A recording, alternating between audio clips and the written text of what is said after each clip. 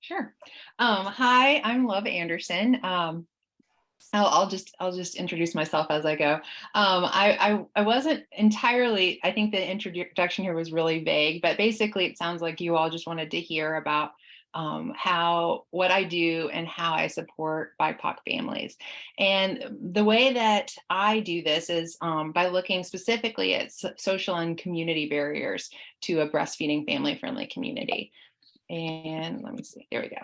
I'm presenting today all the way on the other side of the country from Durham, North Carolina. And I always like to start this conversation by saying that I'm presenting on colonized land. I'm on Lumbee and Smaboni land here in Durham, North Carolina. There we go.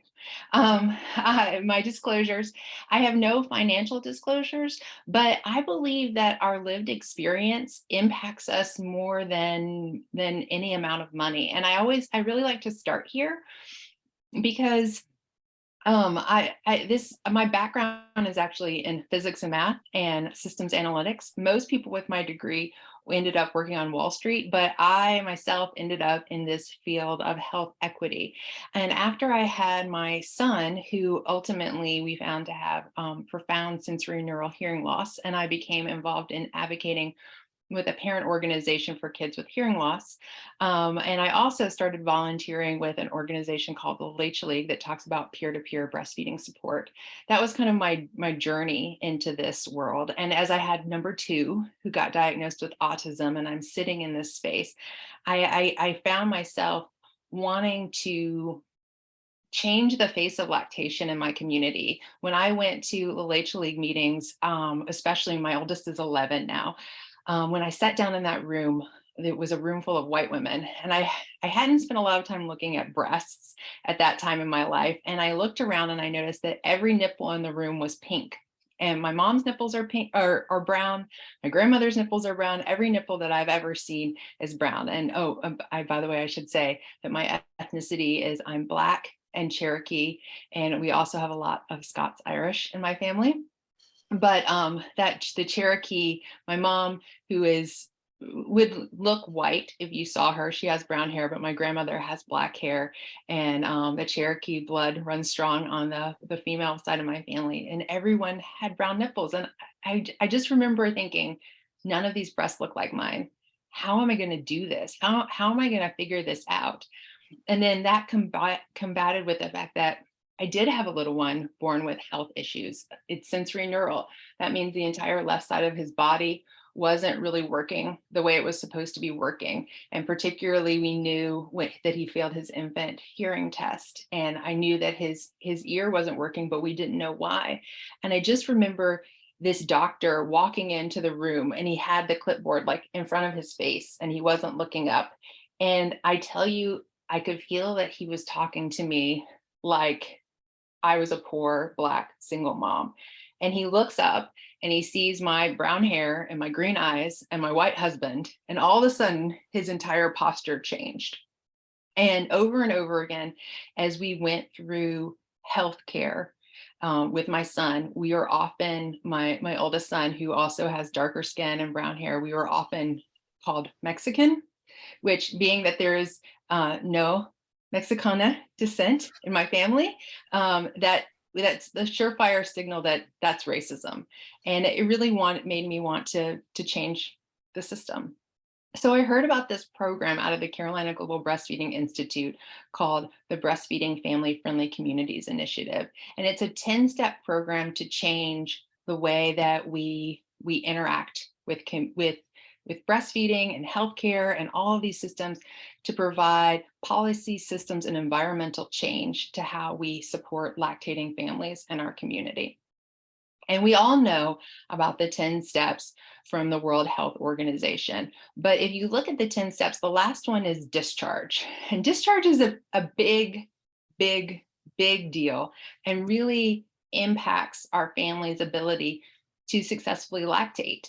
I mean, whether a parent decides to breastfeed and decides to continue breastfeeding, exclusively breastfeed through those first 6 months and continue to breastfeed to the now recommendation of 2 years, you got to have a system where, like, did your mom breastfeed?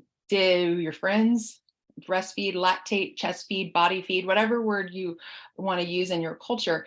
Are you surrounded where a system where your spouse is supporting you?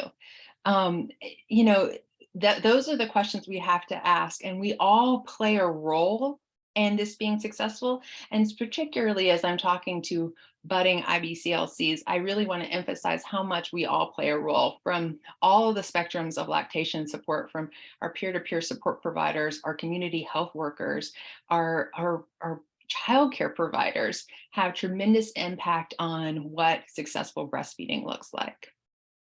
But I also always think about all of these systems are surrounded by a lot of historical trauma. And so one of the things that we always talk about is let's think hard about how all of those systems look for different racial groups. But um, Kimberly Crenshaw talks about how we are all more than just one race, one ethnicity. We all have these components of who we are, and it particularly affects our ability to lactate if we think about gender identity, sexual orientation. Who are the other people who are living in our houses? Are we solo parenting? Are we single parenting? And just to clarify, solo parenting might mean that perhaps you are married, but you have a spouse who is perhaps maybe a truck driver and not home a lot, or you have a spouse who's maybe very well funded and the CTO, but he's gone 12 hours a day, or you identify as a lesbian and you're married to a woman and you have a 2 female income household and you don't have as much wealth, historically generated wealth, as a couple that might be male and female. Perhaps, right? It's all of these things. Oh, I mean, I'm going to skip the video because we don't have time.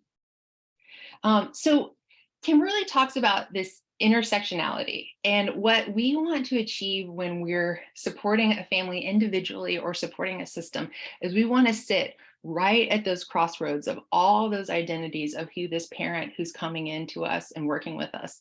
And we want to do all the right things to support that parent. And so one of the things we think about a lot is our language. And the first time I interact with a parent, I often say, like, have you thought about how you're going to feed your baby if this person is pregnant? Or can you tell me a little bit about how feeding's going? And then I let that parent give me the words that they're using. Are they breastfeeding? Are they chest feeding? Do they call it milkies? And then we want to celebrate the success that this parent is having in their journey and their vision for how they want to feed their baby and what they want their family to look like.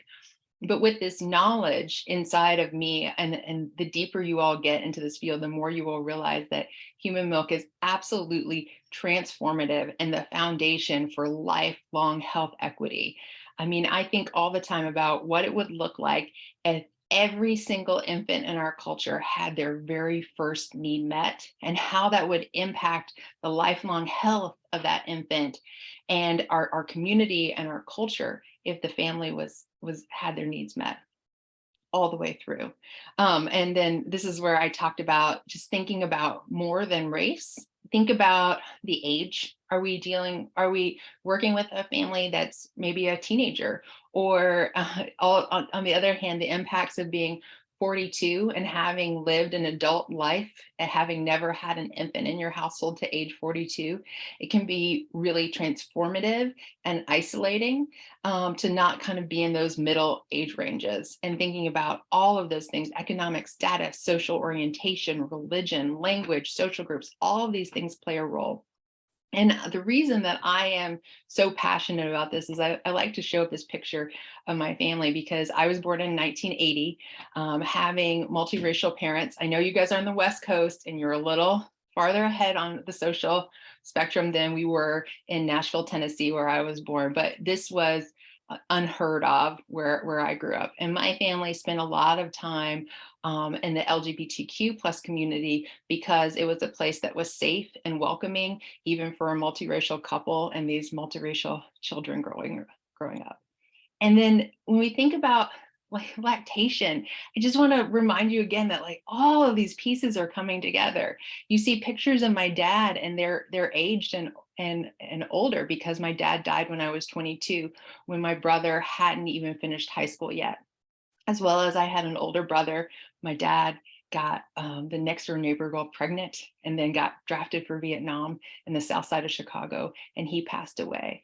And so when I found out that I was pregnant with a baby boy, and we don't know what the skin tone is going to look like of this child, and I'm thinking about all the loss and the death of Black men in my life, it was scary. And that fear weighed on me, especially in those early days, and it impacted my ability to lactate, as well as like all of these other pieces. My husband's Catholic family that you see, my fire for advocacy as I took my baby and I breastfed at all the marches. And you can see that my neurodiverse little one here, that he had a little meltdown on the top of Grandfather Mountain and needed to nurse at age 4. All of these pieces kind of play this role into who we are and how we lactate and how it affects us. So I always invite you all to think about not only, we talked about some of the struggles, but also our privilege that we all, each and every single one of us, every one of us in this country have some individual personal privilege that we bring to scenarios. I mean, we are privileged enough to have clean water, most of us in this country, which puts us above a large percentage of the global population, and having clean water changes that. So I always invite us to think about our privilege and to celebrate the success and the privilege that the families that we work with have. But I also think about trauma. And while some people talk to me about trauma-informed care, and I always mention that when I'm supporting families, I always assume, when we've read the statistics, most of the people we work with identify as female who are lactating. And the numbers are shocking, different ones. About 1 in 5 women have experienced violent sexual trauma. 1 in 3 have experienced sexual trauma that is a wider spectrum of sexual trauma. And the sexual trauma most certainly impacts one's ability to lactate. And I so often hear someone say, it hurts. It hurts. And you look and you inspect and you're checking for tongue tie and you're looking at the nipple and everything looks good. And you're going, well, why does it hurt? And that's when I started to realize, I was like, well, sometimes maybe the pain isn't on the outside, it's on the inside. And I found just a lot more success being able to support families through lactation if I assume that every single family who walks through my door has a history of trauma, and then I'm not going to start checking off trauma boxes until that family gives me, verbal indication that I don't need to be worried about that trauma anymore. And then I just strategies, you want strategies on how to change the system. That's what I'm all about. That is what our work is all about. And so what we do, and I encourage all of you to do this within your capacity as you enter systems, is to think about bringing stakeholders together from diverse backgrounds, more than just your lived experience, working with as many other people of as much other perspectives as you possibly can, and thinking about how to support all the ways that we feed our babies, because we know that every person in this family, they want to breastfeed their baby, but we don't have enough cultural and historical support, enough resources in this country for people to achieve their feeding goals. And so a lot of families are walking into this with like embarrassment and disappointment, and we want to celebrate all of their success, but and I hope maybe you'll come with me, want to change the system so that it's easier for people to breastfeed, for families to be successful. Did I mess it up? So we use those 10 steps that we talked about, and the link is here, and I put it in the chat as well so that you can link to our website. And I'll flip over here. This is the Breastfeeding Family Friendly Communities website. And if you are interested in doing this work as you grow and you change, we have these 10 steps. And right here, there's approaches and measures, which looks at how we address each one of the pieces of our system to support families, from our government to welcoming signs, to equity within healthcare, to non-healthcare systems, which when they say that, they just mean IBCLCs, peer-to-peer support, doulas, people who aren't in a hospital necessarily. some of you are in a hospital. Businesses that we want to have lactation supportive businesses implementing the code of marketing, which you all here talked about, which I encourage you actually to look at our website. I'm going to go back. We have, I think it's boring, but one of the best pages on the code of marketing anywhere, where it talks about like, what are the rules for the code of marketing? You can sell formula, you just can't advertise formula. And a lot of people get that mixed up. Selling formula is fine. It is life-saving. It's the aggressive marketing of formula that we have a problem with in our country. And after thinking about the opioid crisis, I'm always baffled by why so many healthcare providers in our country aren't afraid of or fearful and cautious around marketing, because we know that impacts our health systems.